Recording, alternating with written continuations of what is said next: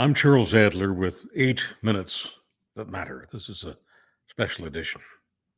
Some days ago, I was writing a Free Press column to be published on Remembrance Day weekend. Remembrance Day, known in some countries as Armistice Day, known in the US as Veterans Day. I view my column the same way that I view this essay that is podcast. This is a personal letter to you. So whether we're talking about Manitobans who make up the bulk of Winnipeg Free Press readership, or Canadians and Americans who make up most of people who are listening to this right now, this is always a personal message. If I fail to come across personally as writing or speaking to you one-on-one, face-to-face, heart-to-heart, what's the point of touching the keyboard? So when I was thinking of the veterans, I was thinking of a dream that's been recurring in my life ever since I've had one. Ever since I have felt guilt about having one, because so many members of my extended family had their lives extinguished by the barbarism of those that I am still instructed to think of as people. The people I respect instruct me to accord even the murderous, genocidal monsters human status for my own sake. Human status. In the dream, I'm a much younger man in a military cemetery in France, and there's a shovel in my hand with freshly dug burial ground dirt. As the eyes of my sleeping mind focus on the behavior in this dream that never leaves, it's crystal clear that this is a nightmare, a recurring nightmare.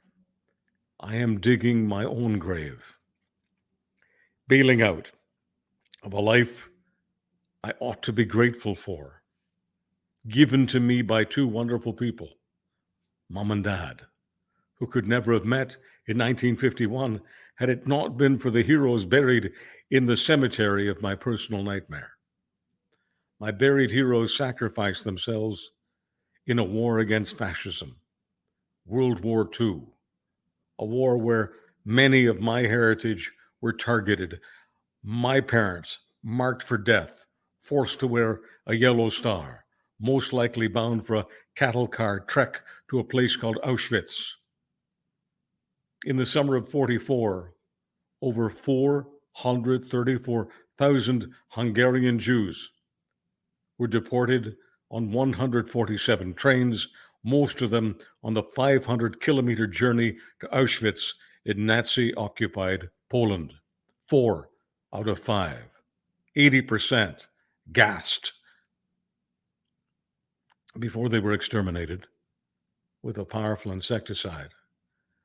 Their living eyes met 3 words on the gates of hell. 3 words constituted one of Hitler's bushel of big lies. 3 German words: Arbeit macht frei. Arbeit macht frei. Translated into 4 English words: work sets you free. Unless, of course, you're too old, or too young, or too disabled to work. In that case, you're just hours away from being forced to inhale the pellets of Zyklon B gas. Within moments, your brain is as dead as a shovel.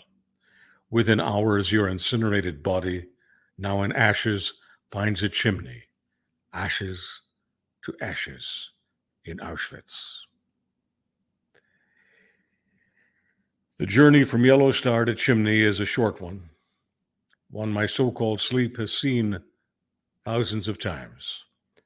You see, in my life, I'm never fully asleep, never fully awake, because those scenes I described happened in real life to many members of my extended family who were rounded up by the forces of totalitarian darkness in the summer of 44, never to be seen again.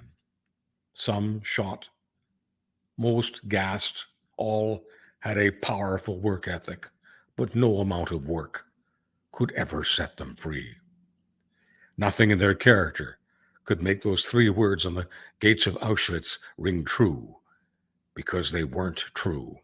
So by now you know that this younger version of this exhausted writer is me, in a cemetery in northern France, digging my grave while remembering the heroes who fought for Canada and the UK and the USA and other countries to defeat Hitler, so that my mom and dad, who were in the devil's waiting room, in the end were spared the gas pellets, because my heroes, because of them, my parents stayed alive, and 10 years later gave me life. So here's to the veteran in your family, or that of your best friend, your neighbor. Here's to the person whose heroic service helped many millions of families around the world, including my own. How do I thank a veteran, alive or dead?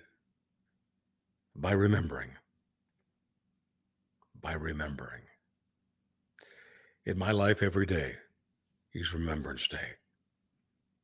It does not matter to me which day you choose to listen to this message, but if it brings some meaning to your life, I only ask that you pass it on to someone who might benefit from knowing that the veteran in their family,